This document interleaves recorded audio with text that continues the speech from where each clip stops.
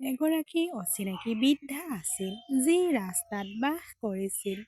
মোৰ এই সম্পৰ্ক আছিল তেওঁৰ সৈতে। অসমীয়া কাহিনী।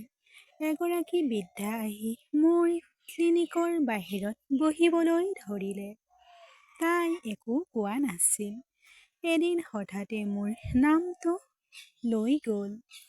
আগতে তাই মোৰ ফালে বৰ মৰমৰ চকুৰে চাইছিল। এদিন মাৰ লগত আহি গম পালোঁ যে তাই মোৰ প্ৰকৃত কেতিয়াবা মনত নাই। কিন্তু চেতনা ঘূৰি অহাৰ পৰাই মোৰ ডাক্তৰ হ'বলৈ মন গৈছিল। ময়ো মানুহৰ দুখ কষ্টৰ পৰা উপশম দিব লাগিব বুলি অনুভৱ কৰিলোঁ। সপোন দেখাটো সহজ, কিন্তু পূৰণ কৰাটো অতি কঠিন। মোৰ লগতো একেই কথা ঘটিছিল। কিন্তু ঈশ্বৰে আপোনাৰ বাবে কিবা এটা পৰিকল্পনা কৰিছে। মোৰ ৫ বছৰ বয়সত এটা দুৰ্ঘটনাত মোৰ মা-দেউতাৰ মৃত্যু হয়। আইতাৰ বাহিৰে মোৰ এই পৃথিৱীত কোনো নাছিল। মোৰ মনত আছে চুবুৰীয়া পেহীয়ে কিছুদিন মোৰ খবৰ লৈছিল, খুৱাইছিল আৰু সেই সময়ত মোৰ যত্ন লৈছিল। তাই চাগে মোক সদায় নিজৰ লগত ৰাখিব বুলি ভাবিছিলোঁ। কিন্তু তাৰ পিছত মই কোৱাৰ দৰে হয়তো ভগৱানে মোৰ বাবে আন কিবা পৰিকল্পনা কৰিছিল। দেউতাৰ বন্ধুজন ডাক্তৰ আছিল। আমাৰ ঘৰলৈও আহিছিল।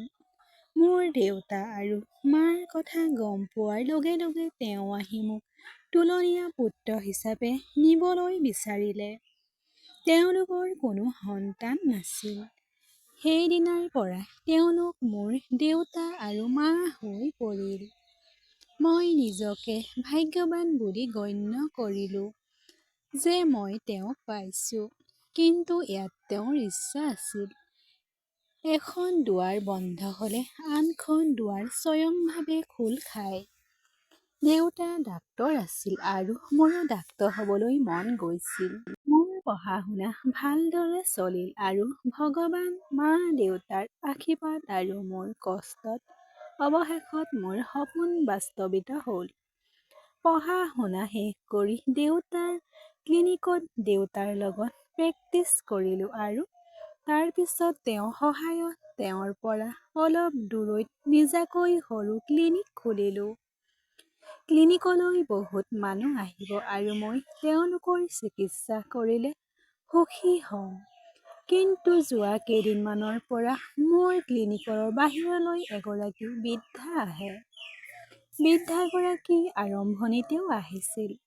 তাই মোৰ ফালে কেৱল বাহিৰৰ পৰা চাইছিল। আৰু তাই আঁতৰি যাব। মোৰ ক্লিনিকৰ সন্মুখত তেওঁ নিজৰ শিবিৰ পাতিছিল। মহিলাগৰাকী আছিল বৃদ্ধা। ভালদৰে কথা ক'বও পৰা নাছিল। এইকাৰণে মই তাইক একো কোৱা নাছিলোঁ। তাইৰ লগত কথা পাতি ভালকৈ ঠাই ল'বলৈ চেষ্টা কৰিলোঁ, কিন্তু তাই মান্তি নহ'ল। এদিন তেওঁ মোক সোণ বুলি মাতিলে। মই থতমত খালোঁ। কেৱল দেউতা আৰু মায়ে মোক এই নামেৰে মাতিছিল। এই নামটো প্ৰায় কোনোৱে নাজানিছিল। মোৰ সম্পূৰ্ণ নাম সোণমণি ক্লিনিকৰ বাহিৰত নিশ্চয় লিখা আছিল। কিন্তু তেওঁ এই নামটো কেনেকৈ জানিলে? কিবা এটা কথা ভাবি বা আনটোৰ কথা ভাবি তাৰ পিছত এফালে থৈ দিলোঁ। বৃদ্ধাগৰাকী হয়তো তাইৰ মুখৰ পৰা এনেই নামটো ওলাই আহিল। তাই একেধৰণৰ বহু কথা গৌৰৱ কৰি থাকিল। তাই মোৰ ফালে অতি মৰমৰ চকুৰে চাইছিল মই যেতিয়াই আহিছিলোঁ।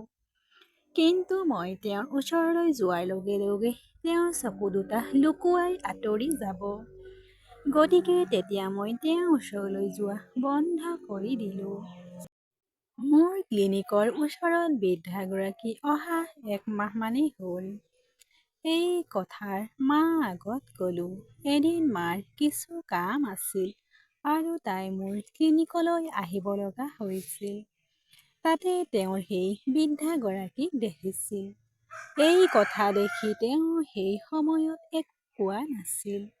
কিন্তু মোৰ ঘৰখন চিনাকি হোৱাৰ পিছত তেওঁ ক'লে যে তেওঁৰ মুখখন চিনাকি যেন লাগিছে। তেওঁ এনে লাগিল যেন তাই ক'ৰবাত দেখিছে। প্ৰায় 20 দিনৰ মূৰত এদিন মায়ে মোক কয় যে তেওঁ কোন সেইটো গম পাইছে, কিন্তু গোটেই কথাটো এতিয়াও ক'ব পৰা নাই। মই মাক কৈছিলোঁ, জানেনে, আনকি তাই মোৰ নামটো জানে। মোক সোণ বুলি মাতিছিল। তেওঁ কোন? মায়ে এতিয়াও নহয় বুলি ক'লে, কিন্তু অতি সোনকালে কম তাই কোন।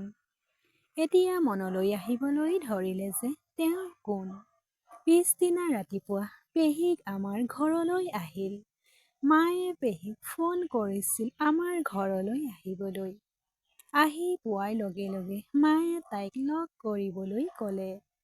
এতিয়ালৈকে মই একো বুজিব পৰা নাছিলোঁ কি হৈ আছে। তিনিওজনীয়ে ক্লিনিকলৈ গৈ পেহীয়ে দেখি মাক ক'লে যে হয়, একেইজনী মানুহ।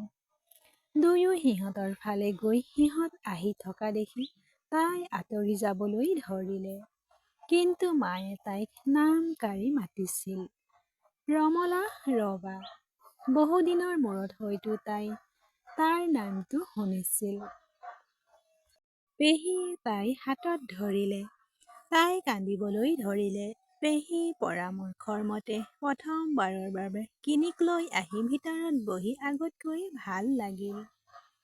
তাইও কথা পাতি আছিল আৰু কান্দি আছিল।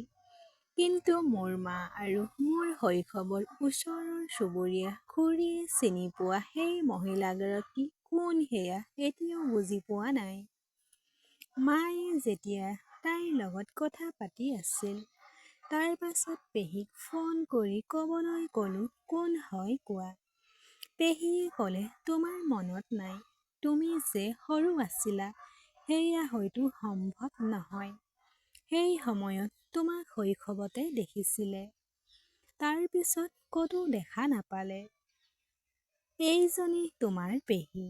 মনত আছেনে যেতিয়া তোমাৰ মাক আৰু দেউতাৰ মৃত্যু হৈছিল, আপোনাৰ ওচৰ চুবুৰীয়াই তোমাক আত্মীয় ঘৰত এৰি থৈ যাবলৈ কৈছিল। যদিও মোৰ ইচ্ছা নাছিল, কিন্তু তাৰ পিছত ভাবিলো তেওঁৰ লগত থাকি কি পাম। কাৰোবাক বিচাৰি পালে তোমাৰ ভৱিষ্যত হৈ পৰিব। তোমাৰ মাত্ৰ এজন ককা আছিল। আপোনাৰ দাদাৰ সকলো মাটি আৰু সম্পত্তিৰ মালিক আছিল। কিন্তু তোমাৰ মায়ে নিজৰ ইচ্ছামতে বিয়া পাতিলে, যাৰ বাবে তেওঁৰ লগত সম্পৰ্ক ভাঙি পেলালে। মই যেতিয়া তোমাক তাৰ ওচৰলৈ লৈ গৈছিলো, তোমাক দেখাৰ পিছত তোমাৰ খুৰাই গালি পাৰিছিল। কিন্তু আপোনাৰ পেহীয়ে স্পষ্টকৈ নাকচ কৰিছিল যে ইয়াৰ লগত আমাৰ কোনো সম্পৰ্ক নাই। মই তোমাক লৈ যোৱা সেইদিনা তোমাৰ মনত আছেনে? অস্পষ্টভাৱে মনত আছে, মই ক'লো। সময় কেতিয়াও একেই নাথাকে। আজি তেওঁ নিজৰ পুত্ৰ আৰু বোৱাৰীকে ঘৰৰ পৰা বাহিৰ কৰি দিলে। তোমাৰ ককাৰ মৃত্যুৰ পিছত তেওঁ এনেকুৱা হৈ পৰিল। হয়তো তেওঁলোকে এতিয়া নিজৰ ভুলটো উপলব্ধি কৰিছে। বেয়া সময় আহিলে। তেতিয়া আপুনি বুজি পায় যে আপুনি কেতিয়াও গৌৰৱ কৰা উচিত নহয়। যিকোনো সময়তে যিকোনো মানুহৰ লগত এনেকুৱা হ'ব পাৰে। সেইবাবে আপোনাক বিচাৰি থাকোঁতে তাই ইয়ালৈ আহিছিল আপোনাৰ ওচৰলৈ। মই জানিছিলোঁ যে তেওঁলোকৰ বিষয়ে বাতৰি খবৰ আহিছে। মই তোমাক মাকো কৈছিলোঁ, গতিকে তাই মোক ইয়ালৈ আহিবলৈ মাতিলে আৰু তাই ভাবিলে যে সিহে। সিহঁতক দেখাৰ পিছত মোৰ খং একেবাৰে হোৱা নাছিল। নাজানো কিয় আত্মীয়তাৰ সৃষ্টি হৈছিল। ভুল হৈছে বুলি ভাবিছিল, কিন্তু এতিয়া চকু মেলিছে। মই গৈ প্ৰথমে তাইৰ ভৰি দুখন চুই দিলো। এতিয়া তাই আমাৰ লগত থাকে। তাইও অলপ কথা পাতিবলৈ আৰম্ভ কৰিছে। আইতাগৰাকীয়ে মোক সাবটি ধৰি কান্দিবলৈ ধৰিলে। মই ক'লো, নাকান্দিবা, এতিয়াৰ পৰা তুমি মোৰ লগত থাকিবা, দুখ নকৰিবা। কাহিনীটো শুনি ভাল লাগিলে লাইক, কমেণ্ট, শ্বেয়াৰ আৰু ছাবস্ক্ৰাইব কৰি দিব।